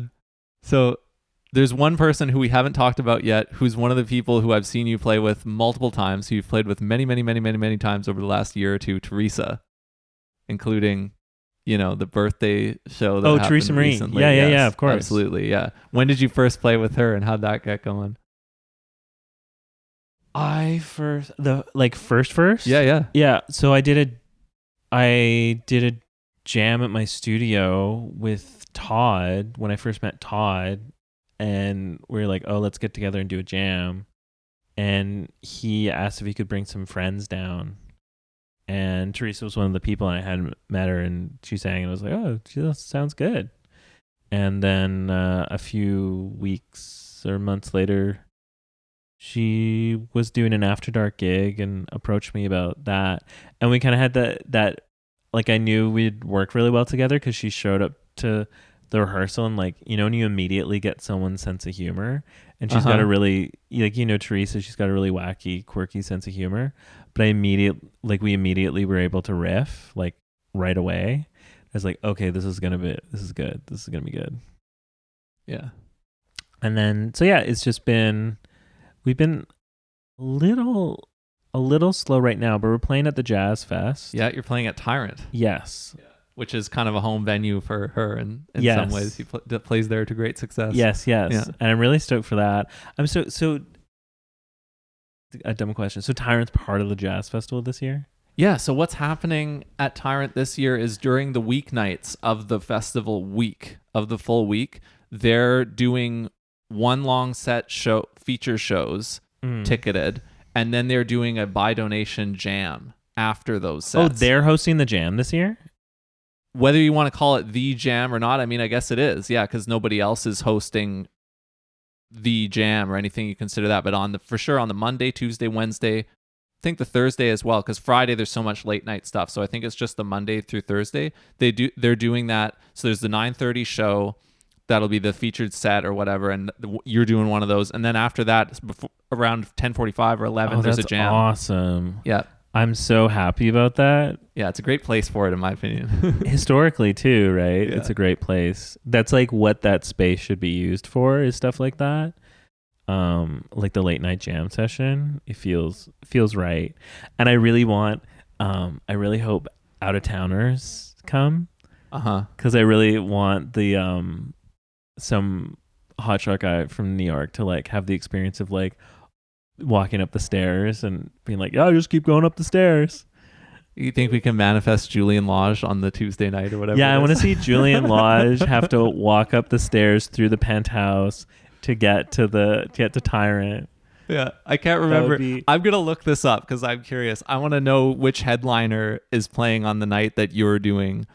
Thursday, June 27th is the night that you're doing it. Mm-hmm. So Scott Hamilton is playing at Frankie's. There's not a big feature big time headliner of the Jazz Fest on that night. So who knows who you'll get. Awesome. I hope it's I just want someone from out of town, because the first time you do that, like I don't know, the first time I went to Tyrone, I was like, what? And they're like, yeah, just keep going up the stairs. I'm like, what? Okay. And then you're like, oh wow, there's a whole world up here. Yeah, I love Tyrant. It's really come into its own. I know. Space this past year. I'm so glad, because you never know if something's gonna hit in this city, right? And no one ever I found with Vancouver, like just there's a really devoted jazz audience, but it's just here. Like people don't go to things until they're happening. Do you know what I mean? There's like a sense. I probably do, but I don't exactly right now. I didn't parse quite what you're saying. Explain. In other cities, like people are like, oh, there's a new thing you're doing. Like, oh yeah, sure, I'll go. Oh, but here it's like, I don't know what it is. We're like just these aloof, like people in Vancouver. We're like, it takes a bit. It's like if a place can make it, or an event can make it through the first year or two, it's going to be good. There's a bit of a proving ground aspect to it, where something has to get proven a little bit. Yeah, and it's like, I don't know what that is or why that happens, but it's like now Tyrone has been around long enough that it seems like it's going to sustain itself for many years. Yeah. And I'm really happy because, it's like anything in this city. Like I've seen other places go like, oh, this could be really cool. And then it doesn't get the attendance it needs to in the right amount of time, and it goes under. Or a couple of people buy it, they paint all the walls purple, they change the name, and they kick you out. Yeah, exactly. Yeah, totally. Yeah, I have my own example of that phenomenon too. I definitely think you're right about that. I think there is kind of a prove it aspect to it as well, and on some sense it's like, oh, maybe people have been hurt too many times by things closing too soon or whatever if they get too excited about. But I think it's also just a natural reaction. It's right. Yeah, it's just something. It's just the vein. I don't think it's anything intentional. It's just something about the Vancouver temperament and something in the water here. That's interesting, because I don't know if it is something in the water here, but maybe, yeah, if you spent some other times in other places, yeah, you could perceive that maybe it doesn't happen as much and people just go out and try a new thing right away. I could give maybe some counterexamples here in the last couple of years where I think people did really jump on some new things. Like what? I think Heroes Welcome was boom right away. We're going. Yeah. Heroes Welcome was, yeah. But everyone should go to the jam. The Heroes Jam that's happening now. Because apparently a counter to that, apparently the last jam was good, but they expected more people. So everyone should go to that jam. Mm. I can't go. But I swear I'll go when I'm free. I feel bad. I feel guilty saying I can't go to that one because it's down the street, but I have family obligations. Yeah. Oh, there's so many things. So it's not like any individual thing can, you can't really expect anybody to go to any individual thing if you really zoom in on it, because there's so much, right? Yeah. My version of that is like, and it still hasn't come in a lot of ways. Like this thing I'm about to describe, I think there's another cycle of it that still will happen at some point. But like ever since I turned on paid subscription at Rhythm Changes, like the first 0 to 25 took forever. Yeah, and of course. Then more recently, it kind of happened a little bit quicker. now that might be the pace. You can't really predict future growth or something that happens. But there was definitely an element of it there where it was like, oh, is this thing going to stick around or not? And now that it's stuck around for a little bit, I feel like I've gone through that phase, or that I'm still in some ways, but I can perceive like a stage of it that I've gone through. Do you do the usual podcast like $5-10 a month kind of thing? Oh, the podcast is free. All the podcast episodes are free. Oh, nice. The current format of you don't Rhythm paywall Changes anything. is like not the podcast. No, Nice, the podcast is kind of its own thing. On the website, you know, there's the gig list is kind of the flagship thing. And then I send out the week's upcoming gigs by email in a free weekly email. And then I also write once a week for the subscribers on Subscriber Fridays, I call it. So on the website, there's one free, one paid email going out every week. Great. And so that's split that way. But the podcast is kind of its own sidecar thing that is free. Okay, Yeah. cool. Because I see the gig listings, I think on Instagram. I follow them. Yeah, that's the only social account. But I really can use for subscribe. Yeah, I mean it's funny the different lanes that you don't need. You don't need any individual to. This is kind of like you can't expect people to go to every show. It's like you won't expect somebody to be in all your different lanes, but you put them there because you get a variety of people, right? From all the different Well, lanes. I should subscribe because I was just last night. I'm gonna subscribe because last night I was like, oh, where can I go on this day? What's going on? And I'm like going to all the different websites for jazz shows. I'm like, oh, right, there's a play. You know what I mean? It's so funny when you're like, don't think of it in the moment. Yeah, well, I love that. I mean, I think that's fantastic. Like with the discovery of it at any time. Like I dig it, and I know that like you can never take it for granted. You can't take people's awareness of anything like this for granted. There are people who will, like there was, I think this might. There's two people who I'm thinking this might have been. So I won't name him to get it wrong. But there was like a very prominent Vancouver jazz musician who you can hear all the time, who emailed me like last week and said that they just discovered Rhythm Changes for the first time. And it's like great, you know. I'm not mad at you for that. That's awesome. It's funny. You can like do your thing for a while, and it takes people years to catch on. Yeah. Why that's what I mean. Like me last night, it was like looking at look at Frankie's, look at this, what's going on this night, and I'm like, oh, if only there was someone who already did the work for me of assembling all the things. Oh, wow, that person did, and I'm talking to them on a show tomorrow. Oh, wow, amazing, Wynston. Yeah, it's a thing. That's what I say about it these days is like, I do not bring any special skill or talent or expertise to bear in doing this thing. I'm doing a thing that has been done by other people. Yeah, of course. And somebody else will do it after me too. But I happen to be doing this thing right now, so it's kind of fun. Yeah, but it's cool, and it's a really good service. I remember the old, what was it? Live Jazz Vancouver, like the calendar thing. Oh. Do you remember that way back when? That's how I found everything when I was younger, was through that calendar. So this is not new to Dunes thing. This is something else. Yeah. So exactly. There was a calendar that I think I met her once that this woman operated, or maybe there's went through a few different people, and it was just like a simple web calendar and a forum message board kind of thing, like pre-social media kind of chat room message board, and then there was news thing for many years, and then now there's you doing Rhythm Changes. Okay, so I'll talk about this on air too, because I'm trying to get here. I do know what you're talking about. I didn't use it back in the day because there were several years where I was kind of gone from this community, and I kind of came back when I started doing Rhythm Changes or so. So I was kind of out of the loop. But I discovered that somebody had been doing this and it was at livejazzvancouver.ca. Yeah, that one. Yeah. So I'm saying this right now because one of the things that I do just as an ambient thing that I do in the background, because I'm a total nerd, is I buy domains, like web domains. Oh, did you try and buy that one? Well, I successfully tried to buy it. Nice. So he's got it. I need to find out who had it previously and see if they want it.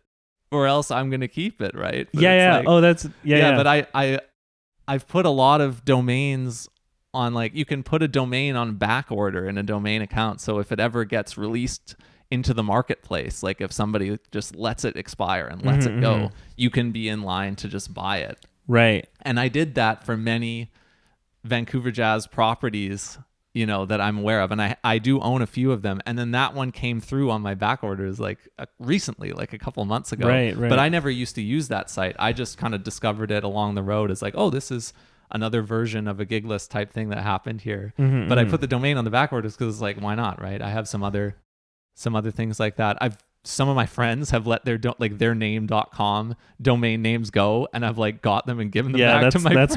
That's me. Through doing that. So I got to find out who was doing that and see if they want the domain, because I just bought it in the open market. Okay, I think I'll tell you after. I think I know who you can contact to find that person. Yeah. Thank you. Yeah. There's what's another example of one that I got. There used to be a jazz label called Maximum Jazz that like Metalwood's albums came out on or something like that. I own that one. Sick. Just random things like that. Like just domains just get released to the public because somebody's let them expire. Yeah, it's kind of weird. That's cool. You own that. What are some other ones you own? I'd have to look, but like for this one, like for livejazzvancouver.ca, like if you type that in now, it will redirect to the Rhythm Changes website right now, just because I'm holding it. But yeah, domains is this whole. And you got Maximum Jazz. I think it's maxmusic.com or .ca. Okay. It's one of those. Yeah. I saw it printed on it's a Brad Turner album. I can't remember if it's Brad Turner Quartet or if it's another album of his. Yeah. I saw it printed on the back, and at that point I kind of scratched it into my list, and eventually I just grabbed it. So, but that's been inactive for a long, long time. So do you kind of do it a little bit as a service or something, or just as like just for fun? Just for fun. I mean, people.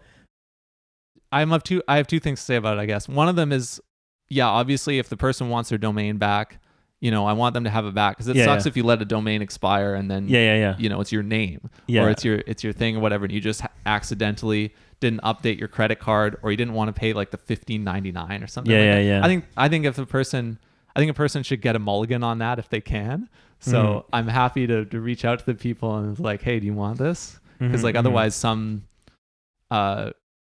marketing agency that's based in the Cayman Islands is going to buy it and put up a parking page and try and sell the domain for like $5,000 to whoever would bid for it someday. So, I would rather that didn't happen to your name. Two, I'm always looking for, this is kind of a fun stage of the conversation too. Now we're kind of branching out into other topics.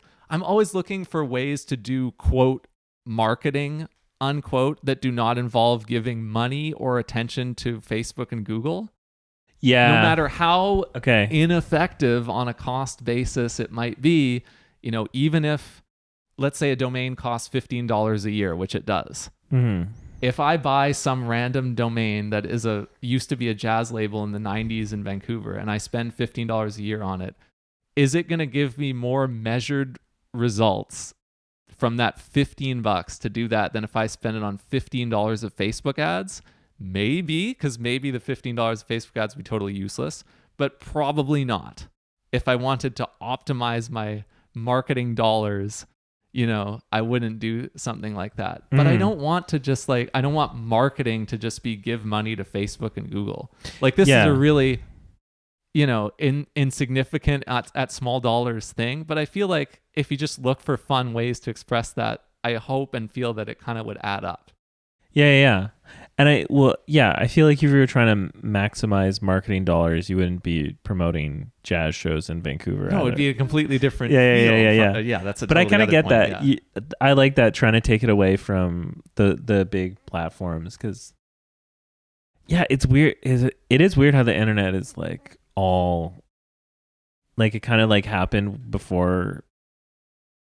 What happened really gradually, but now you're like, oh yeah, you never like search websites unless you're looking for something really specific, that like early like period of the internet where you would like surf the web. Right. It's a different concept than what you wouldn't describe anything that way now. That's Everything so true. is mediated by a social media platform of some kind. And great point. Yeah, and then it feels like the search engines just work. They're worse and worse every year too. Yeah. There's like the interjection of AI and what's going to happen there. Right. That's Yeah. a whole other thing. Yeah.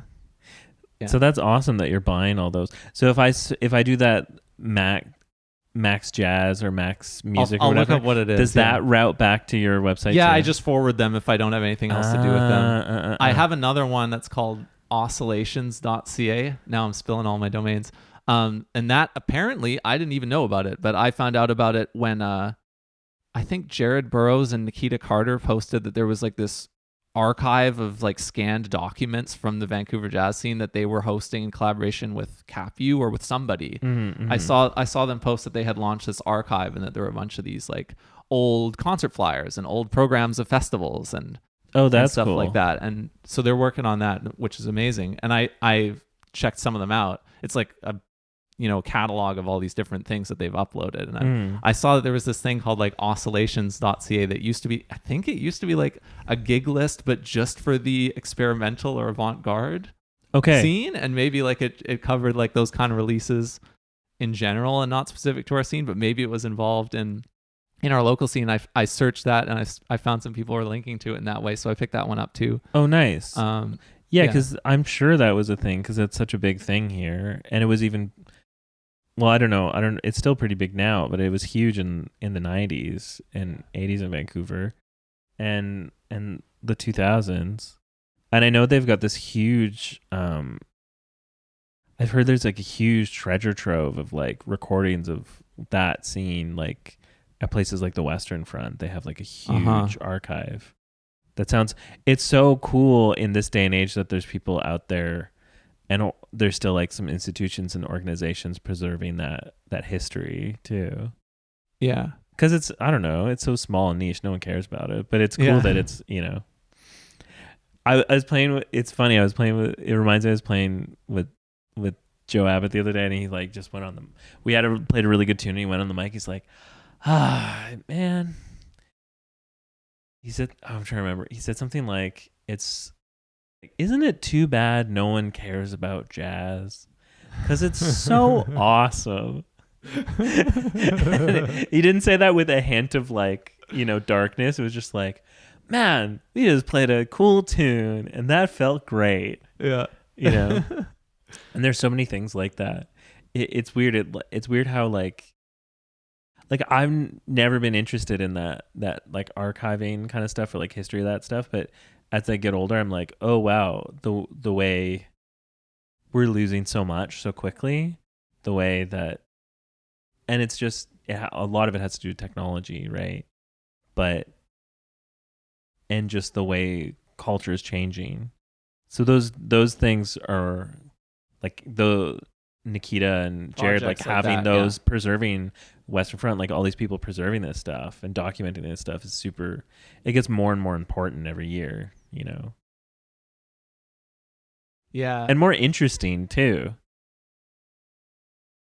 And I didn't have any appreciation for that until very, very recently when I was younger. I did not care. A lot of maybe that's a lot of young people don't know or don't care, but I certainly didn't. And now I definitely didn't.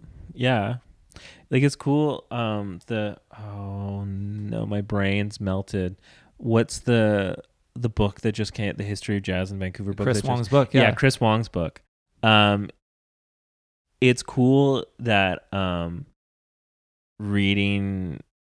I lent my copy to my girlfriend, and she's been like telling me about things. She loves it, and she's been telling me about things in it. I'm like, oh yeah, a few of those shows. I'm like, oh yeah, I was at that show. I remember the Amanda Tosoff chapter. There's some other chapters like that. Yeah. And it's fun. It's just so fun that enough times pass. I'm like, oh yeah, some stuff happened while I'm around. Not quite an old timer, but also like it's so cool that Chris released that book and he's documenting that stuff. Yeah, it's a pretty special thing. I'm doing I'm recording another episode of this show tomorrow with somebody who has a titled chapter in that book, and I appreciate that the book exists so that I could use that chapter as a reference for this person. Yeah. You got to get, I should help you get Alan. Have you done Alan Matheson? Oh, I would love to do one with him. Because if we're talking about this history stuff, like basically every time we do these senior home gigs with him, I'm like, which is most of the playing that I've done with him in the last few years, I'm just like trying to think of questions. Like the other day, I was like, okay, so where was the cave? Where was the original cellar? Where was this club? Like, I'm like, where was the hot jazz club? Like, I learned that there was 2 hot jazz clubs, which I didn't know about. And that the location that I went as one time as a teenager, my high school band played there, like at Main and 5th. But there was another one like on Granville or something like that. Huh. And the original cellar was like somewhere around the Kingsway Main Street Diamond. Yep. Like I didn't know that, and I was like, oh wow, there's actually a lot. Because after that, there's also the Glass Slipper up by the Biltmore Hotel, and like, oh, there's actually a lot of that stuff in Mount Pleasant that I didn't realize. It does have roots here. And I'm just always like, okay, tell me about this player or that player, or like the history thing. I'm always just picking his brain because I think it's so interesting. And there's so much of it is like, I don't know about it, except for these. A lot of it's not documented. You just have these like individuals that have a memory for it. Yeah. Oh, I would love to. I have no excuse for why I haven't done one with him. I'm in touch. We could totally do it. Oh, you're in touch? Yeah. I think he would be a great interview. He would really like it too. I think we should totally do it. Yeah. I mean, Alan Matheson was like one of the first guys for me to open my mind too, because you mentioned this is an hour and a half ago you were talking about how you attended a summer jazz camp. I wonder if it was the one that I attended that he was on faculty at, the Douglas College Summer Jazz Intensive. Yeah, when I did it, he wasn't. Okay, yeah. Was he there? Well, but was it that camp that you were referring to? It was that camp, but not that year. Okay, he was there when I did it. Yeah, when I did it, I think, I'm trying to remember everyone who was there, but yeah, he definitely wasn't on the faculty at that time. Yeah, but I mean, you mentioned Ross, and Ross was there when I did it. It was Alan, Ross, and it was Bob Rebliati who was the ringleader Bob, of them all. And it was Alan, Ross, and Brad were the main 3 people. Yeah. Oh, nice. This was 2010. Oh yeah, I think I did it. I'm a little older than you. I did it before then. Yeah. I think it must have been like 2005 or something. Yeah. And I remember, my first memory of Ross, I was like in his ensemble, and he was so kind and generous and such a good teacher.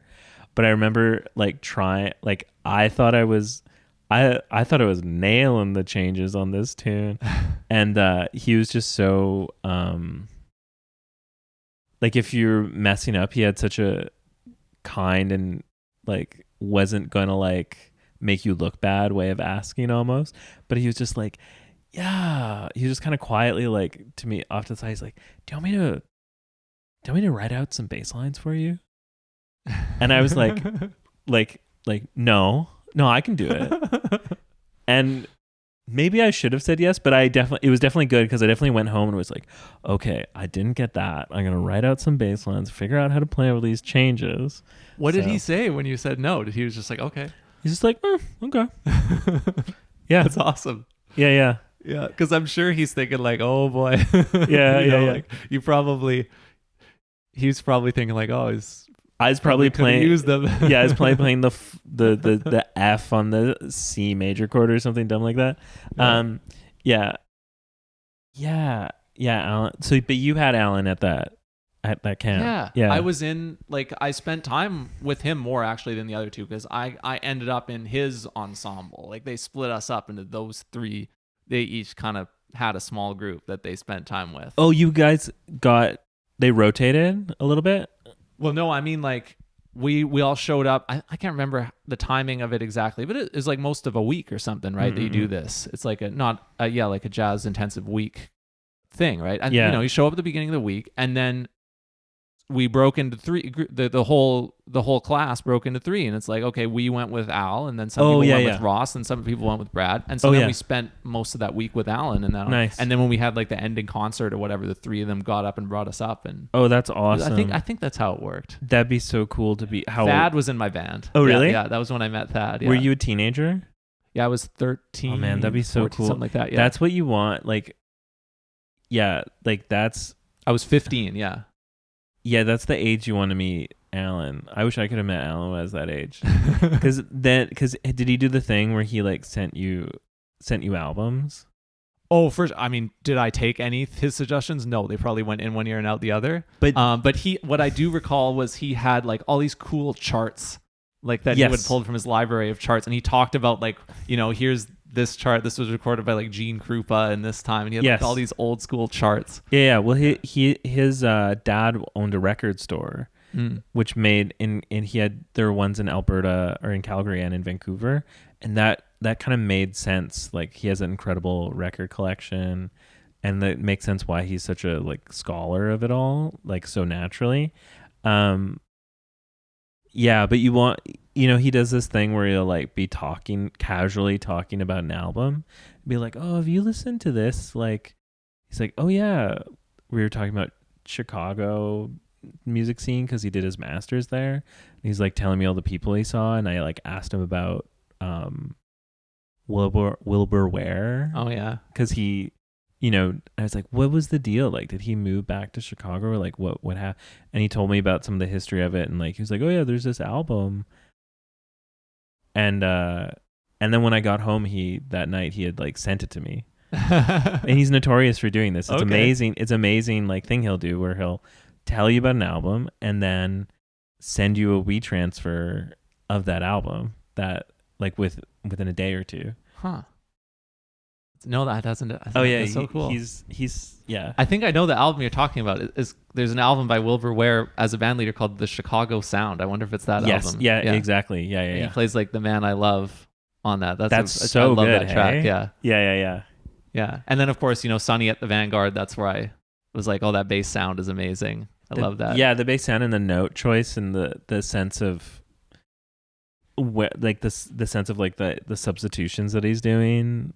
Against what Sonny's, so good. His bass solo on Softly as in a Morning Sunrise from Sunny at the Vanguard, that was the first bass solo that I ever transcribed. Oh, cool. Yeah. Yeah, he's a good one to transcribe because it's deceptive. I don't know, it's deceptive. It's not like fast eighth notes and not that, yeah. Yeah, it's a different thing. And yeah, it's you think it's simple, but it's not.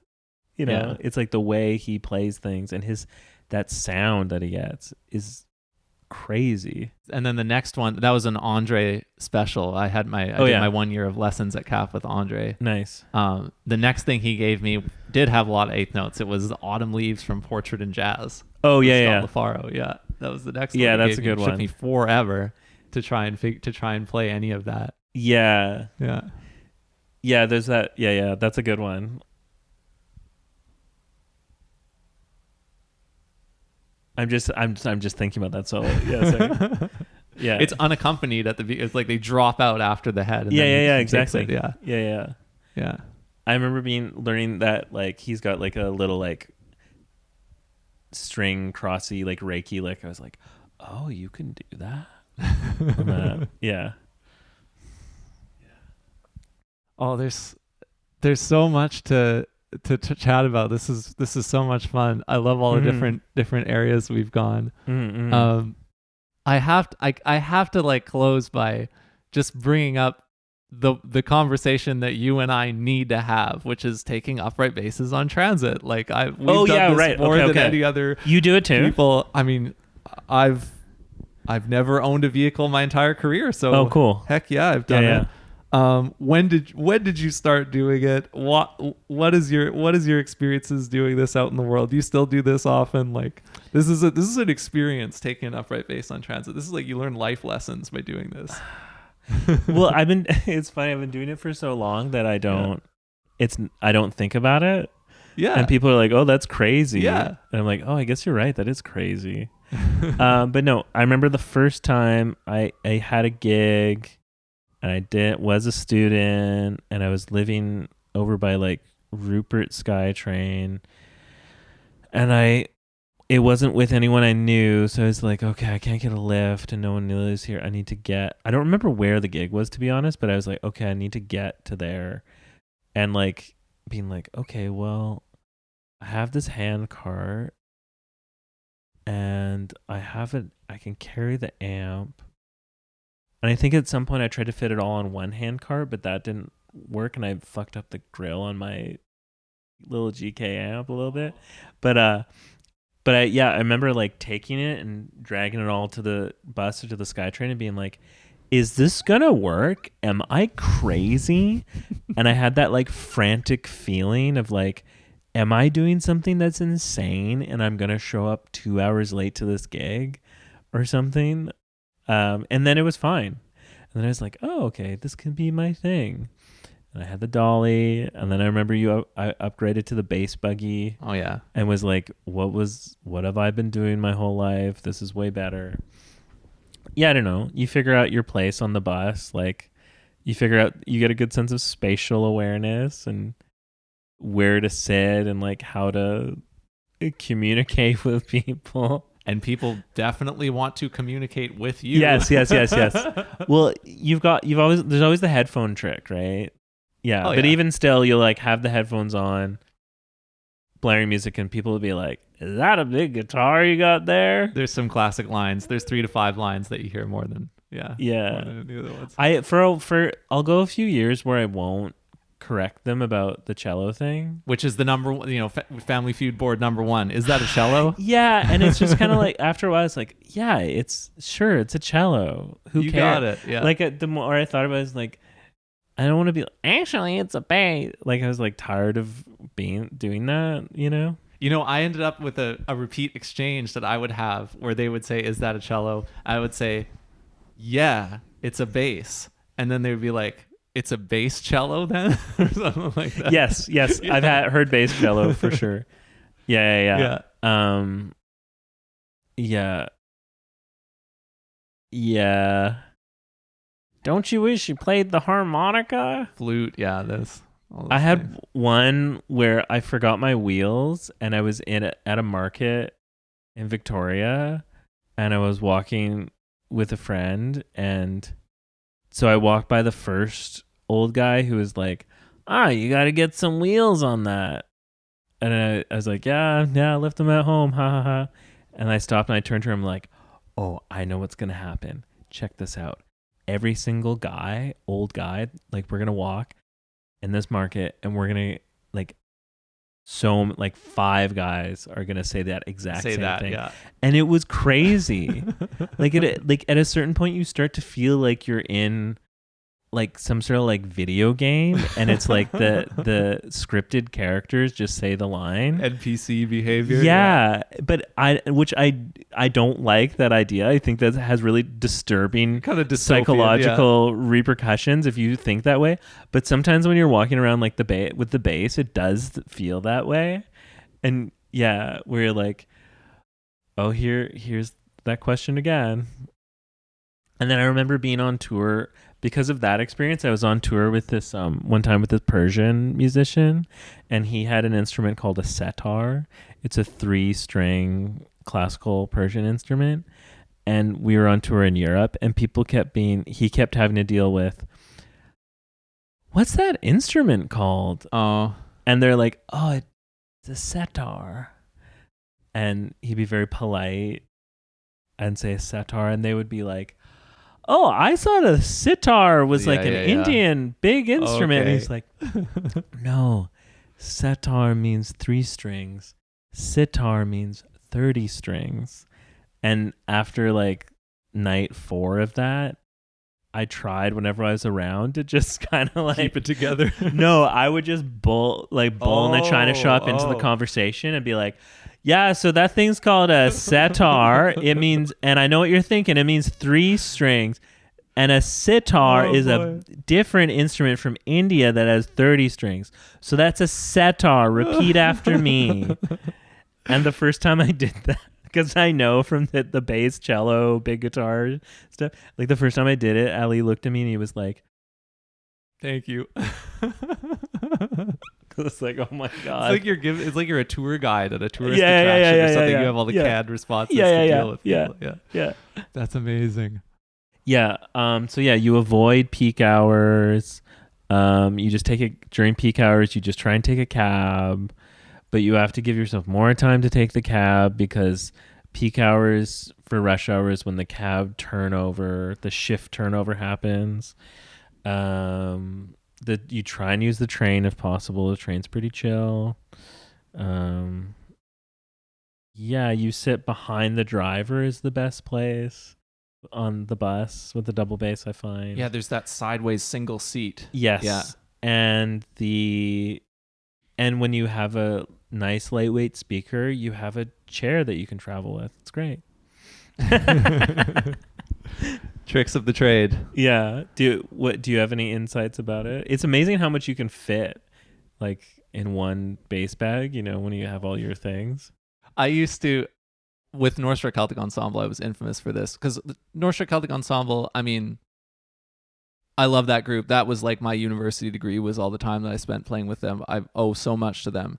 So many of the families are, very, very nice, very together, very proper, very well-to-do in some ways. There's a wide variety of people, but it's the North Shore Celtic Ensemble. They'll have their bag with like we have performance costume. They'll have their bag with the performance costume, and they will wait until the very last minute to change into performance costume because they're not going to want to be seen in it until they're ready to go on stage. They're going to want to be wearing whatever they're wearing. Yeah. Not me. I don't care. I'm showing up with in my performance clothing and stuff like that. Yeah. But then, I got into that habit and I started doing it as well. And so I would just directly into the bass part of the bag, I would just stuff like a bag with extra pair of shoes into it, like my changes of clothes I would put in the case. Yeah. With the instruments. I would put like a book that I was reading in the case. All this kind of stuff. Yeah. Yeah. I've